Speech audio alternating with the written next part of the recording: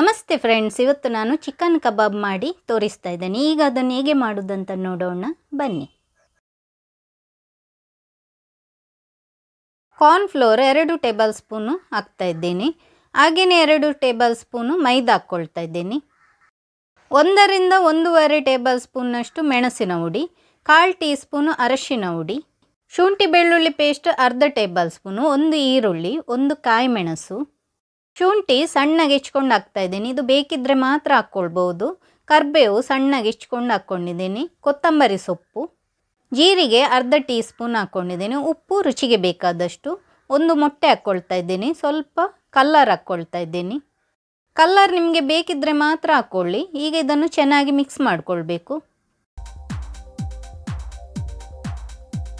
ನಾನಿಲ್ಲಿ ಒಂದು 15 piece chicken ತೊಗೊಂಡಿದ್ದೀನಿ, ಅದನ್ನು ಹಾಕ್ಕೊಂಡಿದ್ದೀನಿ. ಈಗ ಇದನ್ನು ಚೆನ್ನಾಗಿ ಮಿಕ್ಸ್ ಮಾಡಿಕೊಳ್ಬೇಕು.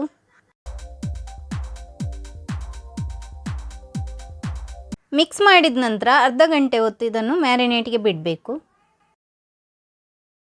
ಚಿಕನ್ ಅರ್ಧ ಗಂಟೆ ಹೊತ್ತು ಮ್ಯಾರಿನೇಟ್ ಮಾಡಿದ್ದೀನಿ. ಈಗ ಎಣ್ಣೆ ಚೆನ್ನಾಗಿ ಬಿಸಿ ಆದ ನಂತರ ಇಲ್ಲಿ ನಾನು ಚಿಕನ್ ಫ್ರೈ ಮಾಡಲಿಕ್ಕೆ ಹಾಕ್ಕೊಳ್ತಾ ಇದ್ದೀನಿ.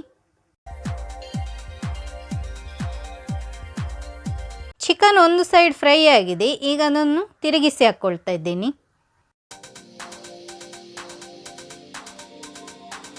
ಚಿಕನ್ ಇನ್ನೊಂದು ಸೈಡ್ ಕೂಡ ಚೆನ್ನಾಗಿ ಫ್ರೈ ಆಗಲಿಕ್ಕೆ ಬಿಡಬೇಕು.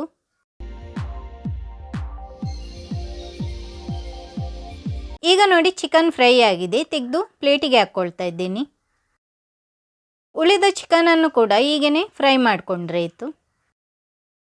ಈ ರೆಸಿಪಿ ನಿಮಗೆ ಇಷ್ಟ ಆಗಿದ್ದರೆ ಲೈಕ್ ಮಾಡಿ, ಶೇರ್ ಮಾಡಿ, ಕಮೆಂಟ್ ಮಾಡಿ. ಹಾಗೆಯೇ ನನ್ನ ಚಾನಲನ್ನು ಇನ್ನೂ ಕೂಡ ಸಬ್ಸ್ಕ್ರೈಬ್ ಮಾಡದಿದ್ದರೆ ಸಬ್ಸ್ಕ್ರೈಬ್ ಮಾಡಲು ಮರೆಯದಿರಿ. Thank you.